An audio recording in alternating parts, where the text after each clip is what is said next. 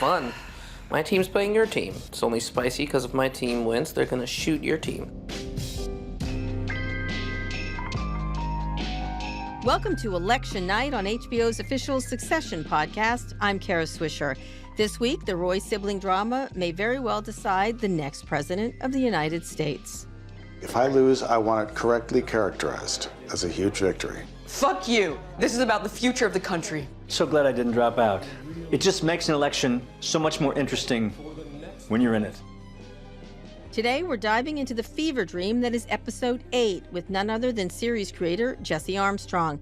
And then I'm joined by political consultants Ben Ginsberg and Jon Klein, who advise the Succession writers on the true insanity that is election night in America. And they should know. Ben was a lawyer and political advisor who played a central role in the Bush-Cheney administration, and Jon is a political analyst and former president of CNN. This episode, titled America Decides, was written by Jesse and directed by Andrei Parek. It's election night, ATN's biggest holiday. Tom is running the show and things aren't going well. Wasabi in people's eyes, touchscreens malfunctioning, it's mayhem.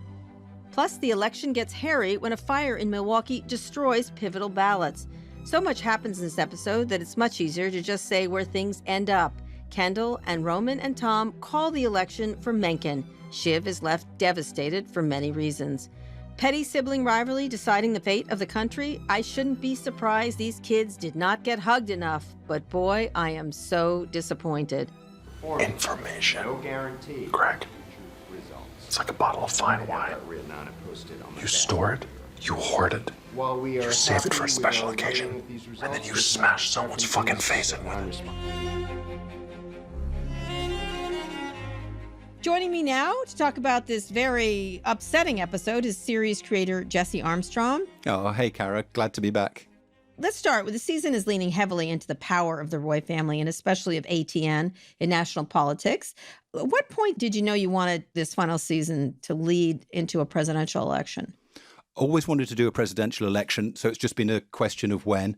It was part of the discussions of whether this should be the final season and the placement of when the election would take place in the arc of the seasons. Mm-hmm. And yeah, it was one of the reasons for wanting to just go out with this last one that I felt like I wanted it to be near the end, and that with where I wanted Logan's demise to fall, it helped to make the decision for this to be the final season. Yeah, I've always felt like, well, you know, they have a bunch of things, this family, but what is their primary way of acting on the culture and the political world? It's their news channel, and an election is the best vehicle for seeing that.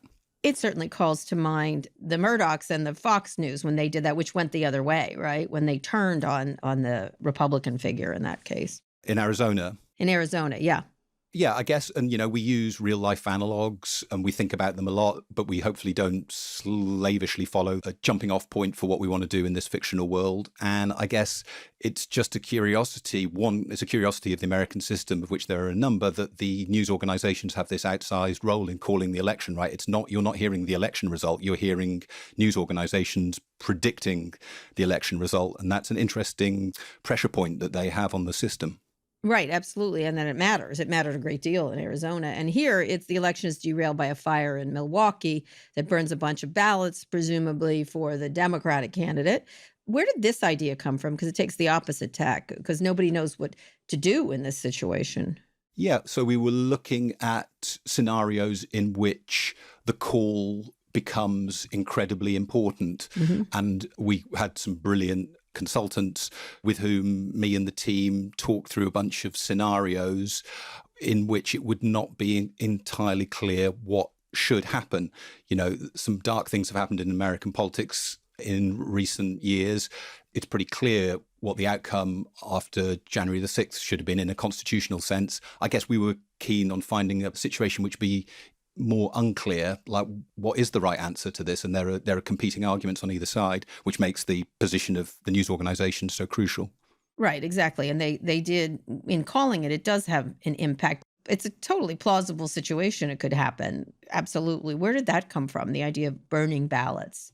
Yeah, we thought of a number of different things that could happen. And there are historical moments. You think of the Reichstag fire, you think of other fires that have influenced things. And also Hanging Chads, if you recall. Hanging Chad, yeah, 2000 is the other one, right, which was incredibly close, and in which I guess Fox helped change the national mood in that year. Which gets us into Roman. Every character has their own angle on the election. It's not always clear what's motivating them. I want to go character by character with you. Let's start again with Roman. He is so all in for Mencken. You've seen that relationship when he was negotiating over the ambassadorship, but he's quite intense on Mencken. Yeah, and you know me, I'm sort of sometimes reluctant to kind of get into the whys and the whos, but you would say maybe Roman has lost a father and maybe he might be in the market for somebody in that role. So that's one thing that might be brought to the table, and a bunch of other psychological things which fit him to lean towards an authoritarian. Right. He claims he's doing what Logan would have done. Do you think he's right, or does he have a distorted idea of what his dad would have done? That's a great question, and it's one I would choose not to answer, because I think that's as a lot of this latter season has been, is about the different people, but especially the three kids who are in contention to take over, wielding the idea of what Logan would and wouldn't have done. And it's an interesting question on what basis you even decide what Logan would have done. And they all have decent arguments, I think, right? Correct. We'll get to Shiv and the others in a minute, but he's quite performative because he's so intense about it in those scenes. Yeah, he's clear-sighted, I guess, which is you'd say that Shiv and Roman know exactly what they think. They have both some political instincts. Roman's a more nihilistic, maybe, but Kendall is the one who's caught in the middle, who has some feelings on either side. But yeah, Roman doesn't really have many doubts, and it's a very comfortable feeling, right, when your sort of political instincts are allied with what also is going to get your paycheck to get delivered on time. Let's move on to Shiv. She and Roman are polar opposites. What does she fear most about Mencken? Is she worried about the fate of the country, or how much she's trying to gain power to making sure the Gojo deal goes through or doesn't? Well, that's a bind that I always find particularly delightful. Maybe that's too warm a word, but to unpick. When characters' motivations to do the right thing are tangled up with what serves their interests best. It's a dilemma about what motivates politicians and people through the ages, right? Why do you do the good thing? Because you want to be seen to be good, because it serves your interests better. And I guess that's what particularly pisses Kendall off, is when he starts to feel that her professed liberalism is merely preening, that's what blows his gasket. Absolutely. And one of the things, though, she's called hysterical twice in this episode, and that always drives me crazy because she's a woman. Roman's the one who's actually hysterical. In the writer's room, how did you talk about gender dynamics? We do talk a lot about gender dynamics, and I guess how Shiv has had to operate amongst powerful men as she's grown up, and how that might have made her psychology fit around powerful men, but she's also self-aware about that to a degree. In this episode, I don't know if those discussions were to the fore, but obviously there are those certain words that you've picked out which kind of ring out, right, as to a woman. And I think Roman knows exactly what he's doing when he mentions witches or hysteria. They ring clear as a bell, and they do almost make her lose her shit because they're precisely chosen to do that. And then with Shiv and Tom, after last episode's huge fight, which was so disturbing, she apologized first. What makes her do that? That's a really good question, and I hope it's another one of those where emotion and interest are braided, right? If I was arguing, as I might have done sometimes for the self-interested version, she would like him to be at least open to discussion with her today.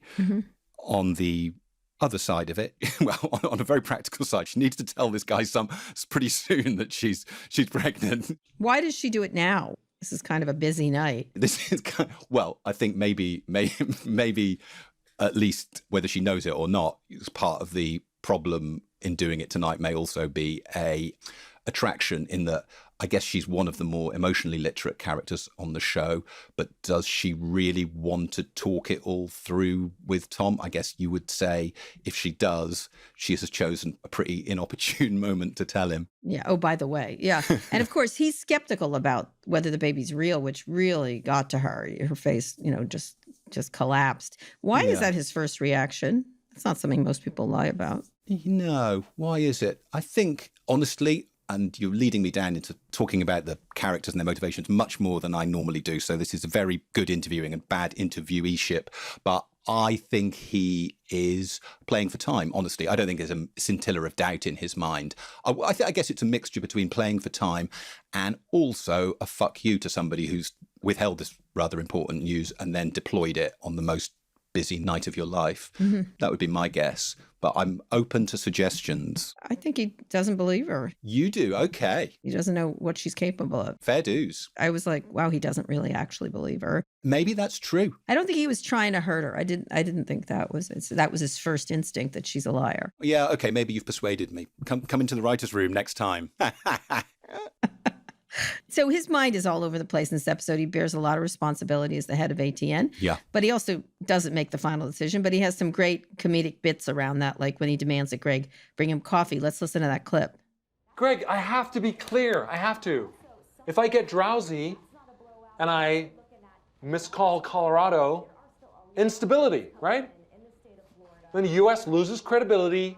China spots an opportunity, invades Taiwan, tactical nukes. Fucking shit goes kablooey, and we're back to amoeba. It's a long way back from pond life because you failed to get me a double shot. Okay? He actually doesn't call. The family calls, which is really funny. So what's his biggest fear here? Because you can't imagine he has any responsibility for the country. I think he's scared for his career. He knows he needs these big numbers. Right. And he wants what maybe is the first thing we all want when we go in to do our job each day. He doesn't want to come out of it looking like a prick. He wants it to work. He wants a night that he can say, I did it. And I think we can all flatter ourselves by feeling, conjuring images of the Republic teetering on our shoulders, and Tom's not immune to that kind of self-aggrandizement. How much power do you think he really thinks he has? Well, when we talked a lot to the people who make these decisions, it's titular, right? The decision desk comes and tells the head of news, and then the head of news will check with Tom. So it's a dual key system, and he gets to press it as well. But really, if all his underlings are telling him it's done, you're not going to countermand them unless you got some very big reason. And then from the top, too, they're the ones making the final decisions he has to carry out. Yeah, and they shouldn't be. And even in most news organizations, that is not the normal way it happens. But owners sometimes seek to put their influence on the table. He's also fired the woman who might have been the one who had the real power. Sid certainly was more comfortable on a night like this. And she was offered up by Shiv, and particularly Shiv, as a something of a peace offering, you might say. Right, exactly. And then there's Kendall, who's basically paralyzed for most of the episode. Roman, Shiv, and Connor all have some political viewpoint. You don't even know what Kendall's politics are. And of course, he's also has the issues around his family. Does he have any? Great question. Yeah, I think he has probably some liberal metropolitan values. If you went out, met this guy at a party or dinner, I don't think you would find him saying egregious things about sexuality, race, or class. He knows what to say, but what does he really think? Does he have some of his dad's kind of flinty, nihilistic view of what people really want? I think that's in there too. He also has an adoptive child of colour, and that's something which he is evidently thinking about, has been made to think about. So he's got a lot going on in there. And then he's also got his base material self-interest, which is maybe latent until it's really fired up by this feeling about his sister's hypocrisy. Right. Rava and Sophie bear the consequences of someone like Mencken.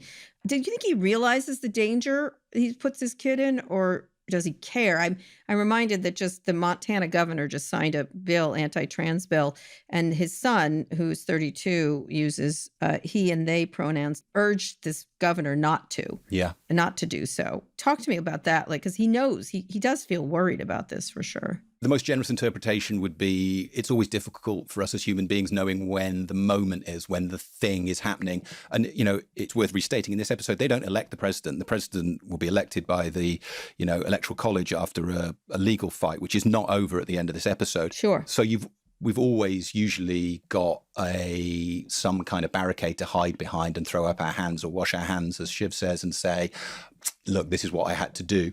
So I think he manages to not think about that when the moment comes, which is seductive and easy to do. Right. Now, let's listen to this scene between Kendall and Shiv, which I found extraordinary. Let's play this. Look, shall we be totally honest in here? I have sometimes felt like I could do it, you know, like I should do it. Me. Just me. But I don't want that to be an end to the family thing, right? I would like to be able to talk openly about that feeling, maybe. Sure. Yeah, no, I appreciate that. Mencken is kind of Roman's guy, so that's complicated. Yeah, right. And honestly, I feel threatened maybe by their relationship, and so a piece of me wants to not support that, and that's maybe in there pulling away from Mencken. Uh-huh. But also, you're a good guy.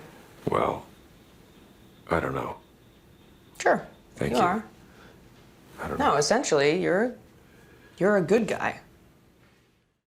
Essentially. Essentially, not actually, but it's essentially.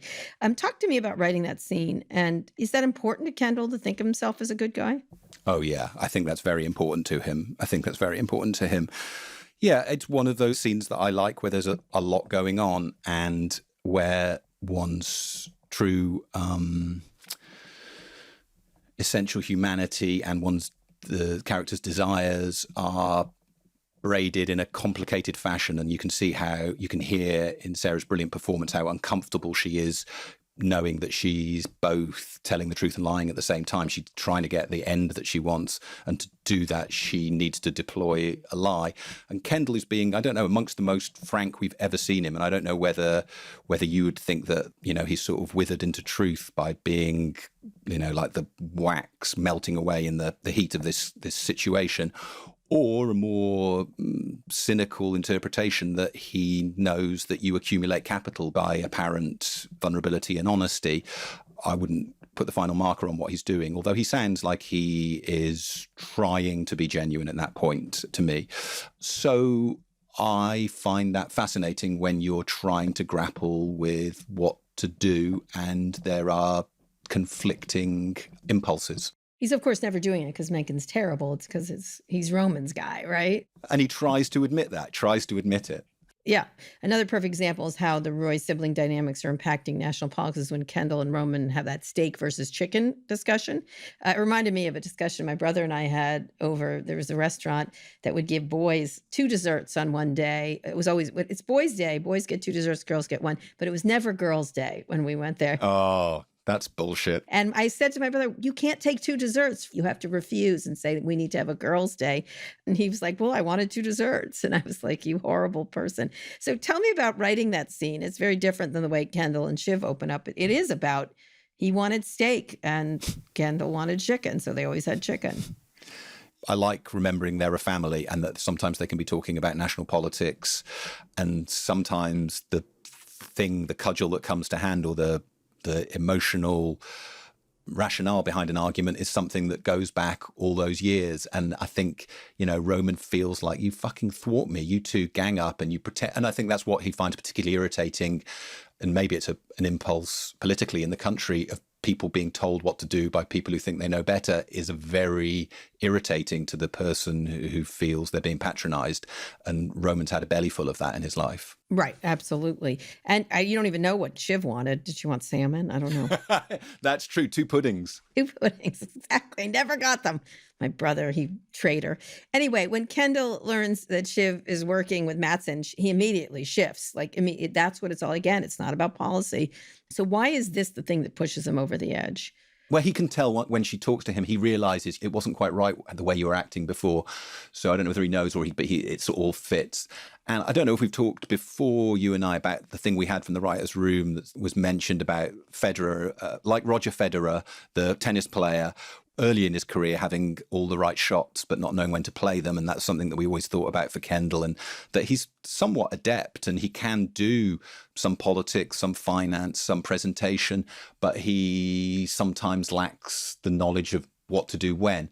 And I don't know whether he's doing the right or the wrong thing, but when he sees that his sister has betrayed him, he has no doubt anymore. Mm-hmm. Like Logan would do at certain points.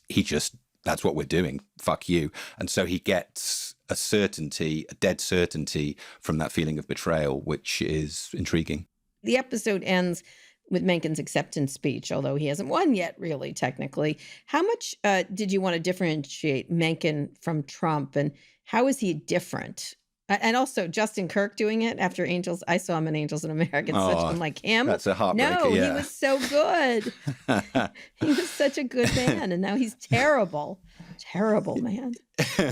We want the world to feel complete and not a satire in a kind of cheap way. So he's evidently more eloquent and rather more ideological figure, and therefore maybe I would say feels more chilling, right? Mm-hmm. So yeah, that was in our minds, I guess. Yeah, absolutely.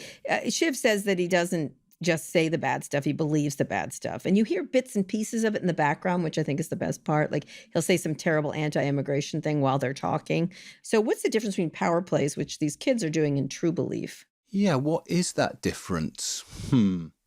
Robert Caro's written, 4 going on 5 volumes, and I don't know if he's got to the heart of it yet. When you get a really complicated, and in LBJ's case, a really efficient politician, they're so wrapped up. You only do what you think you're going to be able to get done, and you do it because you're going to be able to get it done, or because I think in a really good politician, those things are so tightly intertwined, it's hard to unpick them. Not that it's not fun to try to. And what do you imagine with Mencken? Because sometimes I think a true believer is less scary than a power play person, because a true believer, at least they believe what they believe. Yeah, I mean, up to a point. Right. Who do I think is more scary? Well, no, I'd say a true believer. Some people just are not going to, as Kendall says at the end, not going to cut a deal. And I guess that's more scary to me. Okay, as always, I want to share our favorite lines from the episode. Here's my favorite. I never won. It was always fucking chicken. So because we had so much chicken when we were kids, I feel like the fascist? Yeah. What's your favorite line or moment from the episode? I authored this one, so I can't say a line, otherwise I'll implode. But what's my favorite moment? I was very taken, because it was one of those things you were like, I think this is good on the day, but maybe it's going to get cut. When Greg walks away from Jess and you see Jess remaining, and I guess it speaks to that thing of like, you never quite know when the moment is, and it's probably not then.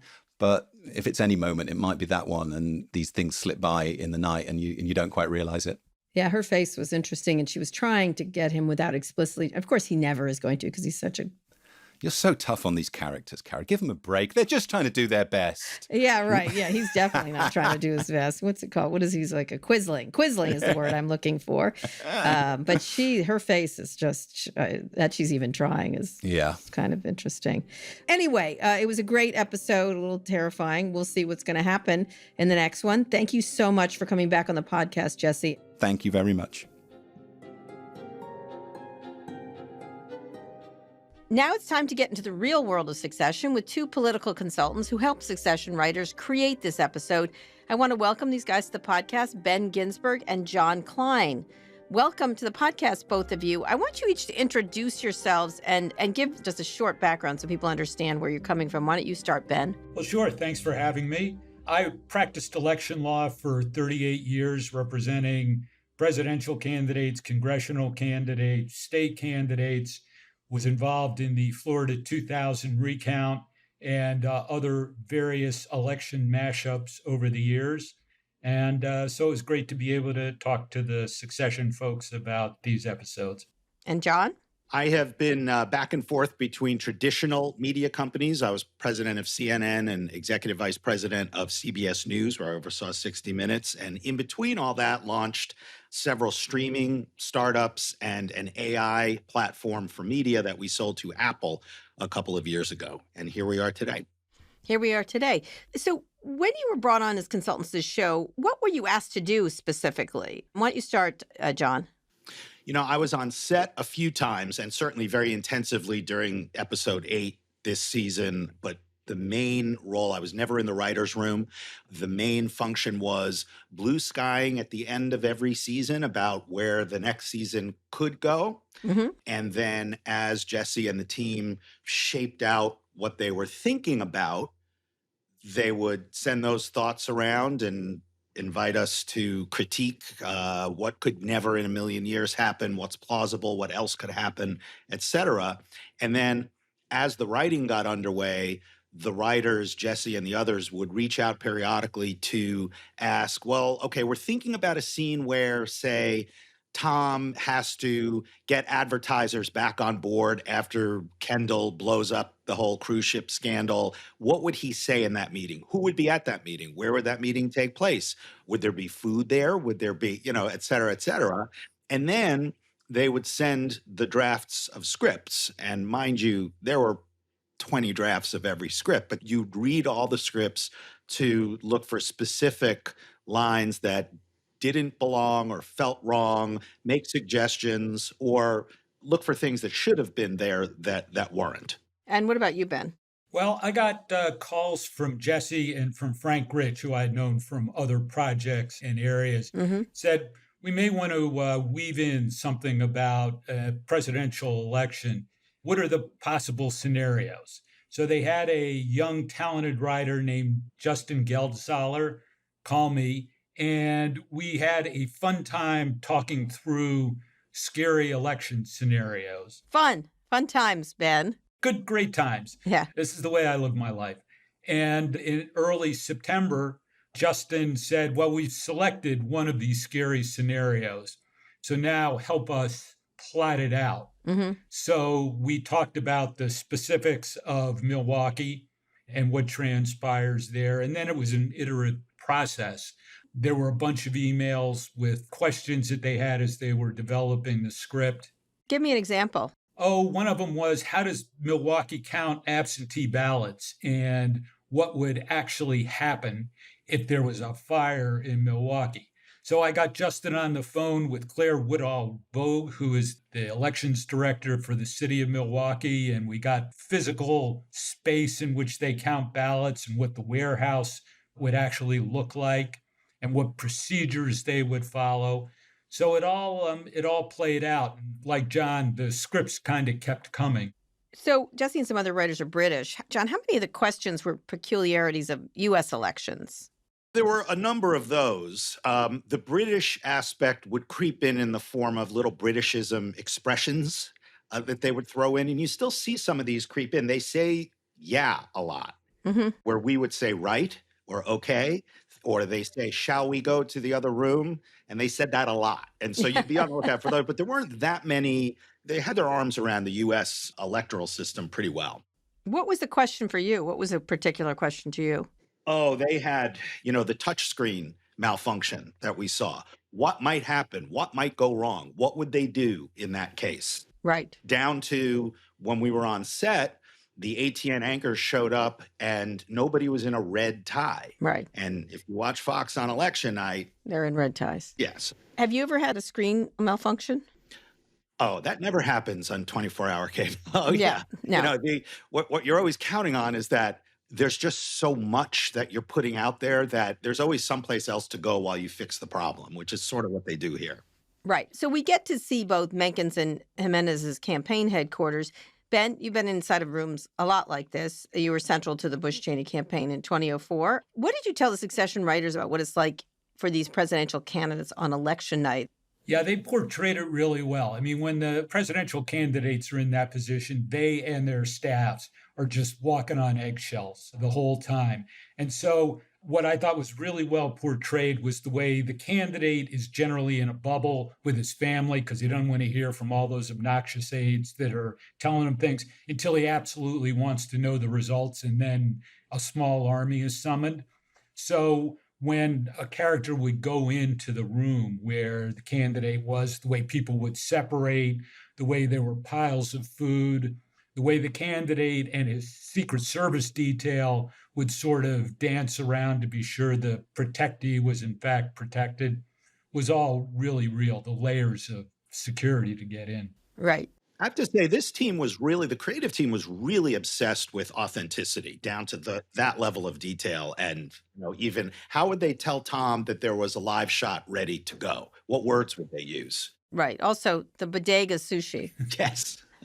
There's a lot of bodega sushis in newsrooms, I've noticed. The episode ends with ATN calling the election for Mencken, a far-right candidate. No one thought Mencken had a shot at winning, which reminds me of another man people thought didn't have a shot at becoming president. How much were you trying to mirror the shock of the 2016 election? In this case, he wasn't quite the winner, right? John, you go first. Well, my favorite line, I think, in the whole episode is when Mencken is with Roman at his headquarters suite. And he says, if I win, this all takes care of itself. If I lose, I want this reported correctly as a huge victory for me. Right. And that sums it up, the upside down world, because they create their own reality. And that's that, that we're living in this age where what's true is what we say is true, period. Period. What about you, Ben? This idea of declaring, that was, of course, a big deal in the Bush election at that time, is who got to say they were winning first. Yeah, I mean, it is sort of recount law 101 is that you want your candidate to be able to declare victory, even in a tight situation. So as the legal proceedings and the election contest play out, if you go down in the counts because they're stealing it, they're taking it away from you. Mm-hmm. And so that whole scenario was really predicated on that notion. I mean, of course, what was interesting about this was the calling of the pivotal state. Mm-hmm. And then the business dealings that went on around it. And it is probably true that a news organization would not make a call under those circumstances with 100,000 ballots unknown. And so that was the really interesting part to play out. Not only the timing, but then the counts and the sort of references to what'll come in the next 2 episodes as this continues to play out in the background. From both your perspectives, what was the most important thing of the show to get right about an election like this? John, from the media side? Because I don't think they would have called that with 100,000 ballots burnt.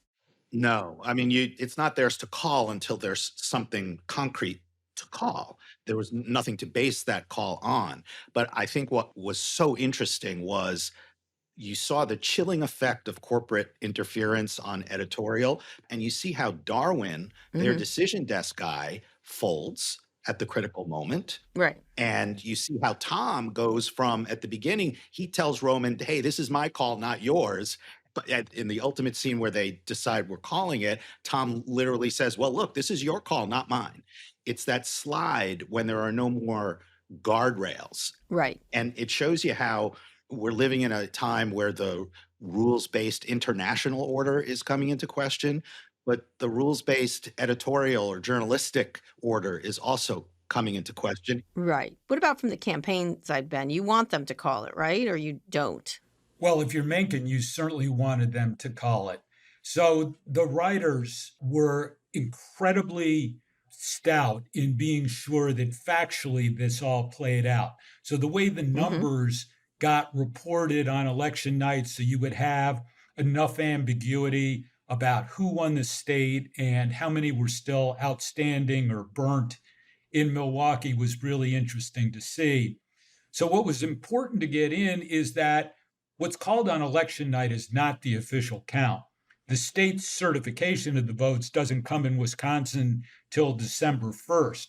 But having momentum is important, saying I'm the president. Oh, I'm the president. Yeah, it's key. Again, you want to be in the position of being ahead. And if your count goes below, it's because they're taking it away from you unfairly. Right. Yeah, and of course, ATN was pivotal in setting all that up. It may not have been called by any other network, which is what made it so significant. Right. One of my favorite parts of this episode was Connor's candidacy crashing and burning. He doesn't win Kentucky, his best shot at a state. And he says, alas, Kentucky, alas, vanity. How would you rate Connor's gracefulness in losing? John? Non-existent, perhaps. And still looking for the edge. Can he get that Slovenia ambassadorship out of this? I loved his concession speech. I happen to be a billionaire. Sorry. But honestly, America, you flunked it. I guess you're going to have to find some other poor mook's paps to suckle on. Okay. The corrupt bipartisan system zombie All right. marches on. And so I call out to my friends tonight, to my people. I say, Conheads, I salute you. And America, be afraid. Be warned. For the Conheads are coming. Thank you. God bless America. Wow. That's some speech. John, if you were running CNN, how would you cover this concession speech, if at all? Everything always depends on what else is happening in the moment. Right, of course, yeah. So presuming there was a little bit of a lull, you could take it live or you could roll on it, record it, and turn it around and play a little taste of it. It's not really important at all. Right. No one would really care. But how would you? Would you mockingly cover it? Would you say, let's have some fun with this? No, nobody has any fun with anything on election night except for when it gets a little off script and it gets late and they're tired and they're sitting around. I was there for the 2008 election, and we had just swarms of consultants. I mean, on purpose, we just flooded the zone with everybody. And they all got a little punchy later on in the evening, which was nice, but they tend to stay on track. Yeah. I thought it was interesting that Connor, unlike Roman, who epitomizes the kind of juvenile sensibility of the alt-right, which is just like self-interest, impulse, who cares, and then no idea what to do or care about what to do if they get power. Connor actually thought he had a vision, delusional, but he had things he would do, and he would always spit out his tax plan and all of that. And to see that just sidelined completely was interesting. Did you then talk to writers about how to write a good concession speech? Yes. I mean, there are indeed some good ones out there. This may not have been it, but he probably went off script. One of the great things about that speech was that he probably articulated what every losing candidate thinks, which is, America, you flunked it. What about Menken's speech, either of you, John? It was kind of frightening, and he had sort of a menacing tone. What conversations you had about that speech? I flashed back to Charles Lindbergh at America First rallies, Like, well, it only took 80 years, but they got there. What really hits when you watch it is the instantaneous cloak of conceivability once they've declared the race. Mm-hmm. And it illustrates the power that they had. We worked with them on the idea that just calling the race does not make Mencken president, because it's not up to the network, but it does confer that cloak of legitimacy, and you saw that there. 100%. Let's talk a little bit about the burn ballots in Wisconsin. Has anything like it happened before, Ben? It has happened in the sense that there have been natural disasters before that got in the way of voting. Hurricane Sandy being an example. Mm-hmm. And there have been instances where they had to basically throw out an election because of cheating. A North Carolina congressional race a few years ago, Miami's mayor's race. And as the script was being developed, there was also a bill going through Congress called the Electoral Count Act to sort of readjust the law that guided the 2020 affair. And there's a provision in that about what you do in the case of a natural disaster or people can't vote. So there were lots of legal options floating over it. What you would do in a situation like that is a little bit unchecked. Essentially, if you didn't count the 100,000 votes, you would be disenfranchising 100,000 people. Right, exactly. And the way Milwaukee works is you do know who actually cast the ballot. You don't know how they cast the ballot. So then you might let the people revote. But if you let them revote, who gets to actually cast a new ballot? So it would have been a happy hunting day for the Society of Hourly Billers in the legal profession. Was there any worries that including a detail like this as Joe might inspire some real-world ballot burning if it works? Yeah, I mean, there was a little bit of a concern about that, but it's also true that many people are talking about many scary scenarios. Mm-hmm. Part of the issue as you went down the road was what exactly was the statewide margin? Because if the statewide margin was greater than the number of ballots that were cast in Milwaukee, even if you didn't know what they were, you would be able to go ahead and certify the vote. So the writers wanted a lot of flexibility in the way the numbers would play out, but it would be a battle royal in the courts. So this crisis felt very reminiscent of Florida recount.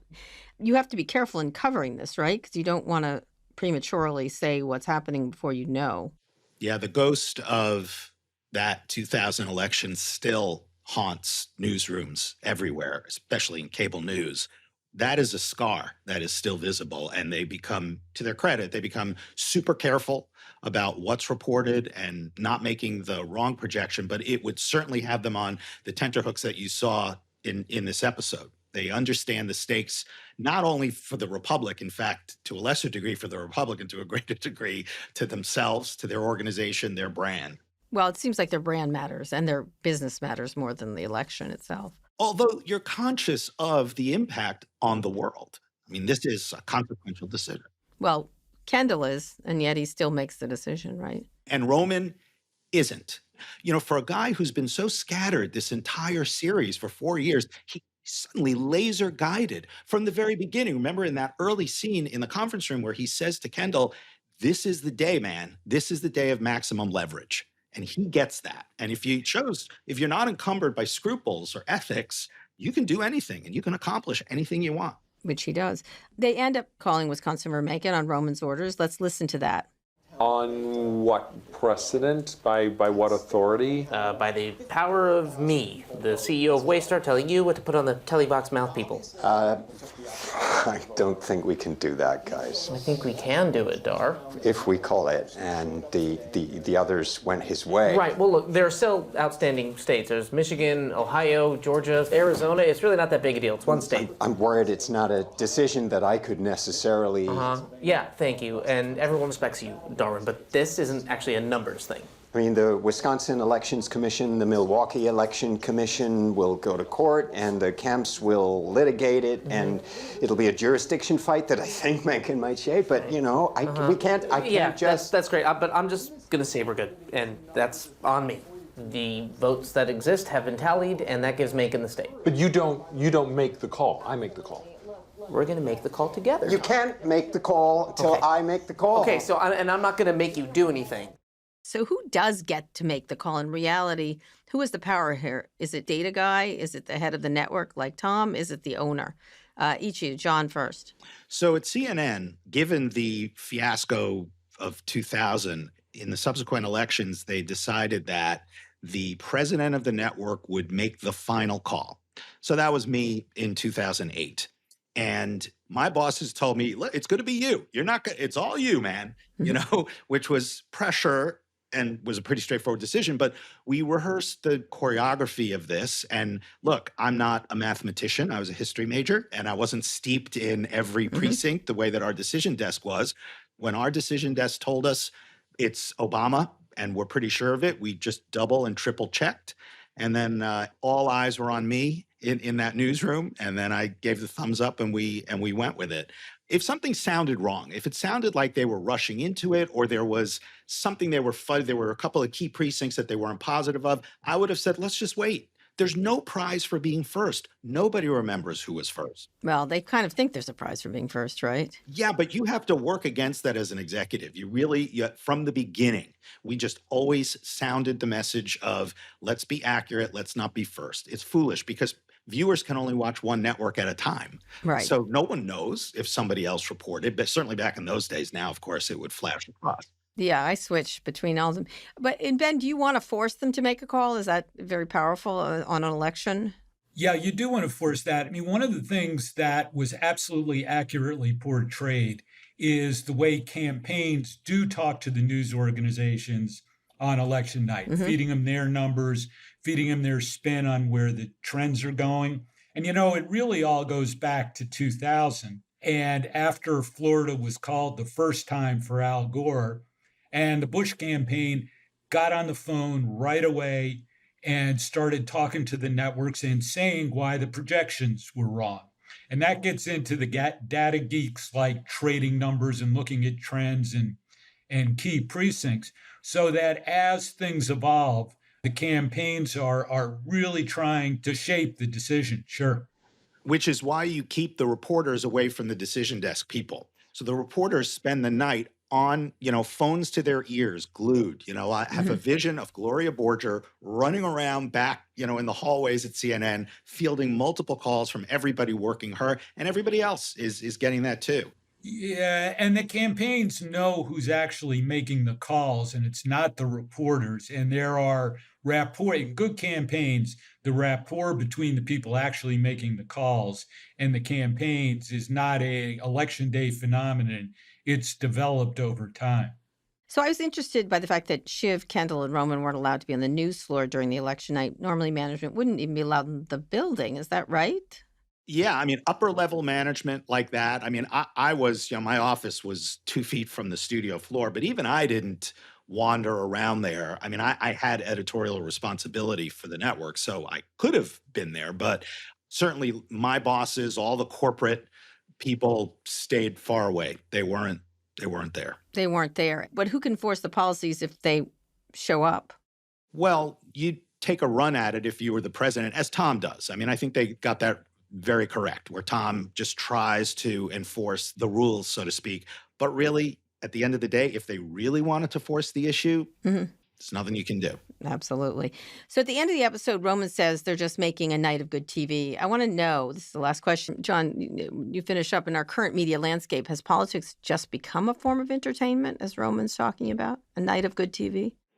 Well, there's always been this temptation, I've heard it a lot, to treat politics like sports. Hey, it's really a sporting event. There's one team or the other team, and everybody's rooting for a team. But actually, it all has such consequences, and I think that the public understands that. When they're watching on election night, the subtext isn't just that you're rooting for your team. You are also hoping for a certain kind of life as a result. And that hasn't changed, at least as far as the audience is concerned. I think that the people who manage media companies can often forget that. So you think about on an election night when every network is dealing with the same set of facts, what it's going to come down to is how well you convey those facts to the audience. And that doesn't mean making light of it. It means making it as clear as possible. And that ultimately comes down to the combination of your whiz-bangy graphics that convey information. The point of the touchscreen wall was to deliver information with clarity. But what also matters is the people who are conveying it. And producers hate to admit that, the talent really can make a difference in that way. But just as Jesse Armstrong, when I first met him, I asked him, what makes this show so amazing? And he said, without skipping a beat, the actors. We can write it as well as we write it, but without them bringing it to life. And I think the same thing holds true during election coverage. And actually, they're the ones that usually are like, just a second here, and hold people back from sort of more breathless coverage, I've found. Which the audience wants. They don't need just a show. Right. They really want to know. And which the campaigns crave. Which is a show, which they want to show. Anyway, this is terrifying and fascinating at the same time. Sadly, it resembles quite a lot of election nights that we've been having more and more lately. Thank you so much for this conversation, and thank you for giving us a lot of insights. Thank you. Thanks for having us. I want to thank my guests, political consultants Ben Ginsberg and Jon Klein, and of course, the evil mastermind himself, Jesse Armstrong. At this point, I can't even tell who's up and who's down. Everything is so bleak. The Roys are burning this country to the ground. Next week, we'll be back to talk about episode 9. There are only 2 episodes left, and there's only so much time left for new alliances and betrayals. You know there's going to be betrayals. Make sure to subscribe wherever you find your podcasts so you never miss an episode. The official HBO Succession podcast is a production of HBO and Pineapple Street Studios. Our executive producers at Pineapple are Barry Finkel and Gabrielle Lewis. Our producers are Elliot Adler, Ben Goldberg, and Noah Camuso. Our editor is Darby Maloney. Engineering and mixing by Hannes Brown. Production music is courtesy of HBO. Special thanks to Michael Gluckstadt, Kenya Reyes, and Savon Slater at HBO Podcasts. And I am, of course, Kara Swisher. Thanks for listening. We'll be back next week after we have an all-night rager with Greg and the old man. I danced with an old man. Yeah, he didn't want to dance, but they made us dance. He was so confused. I drank things that aren't normally drinks.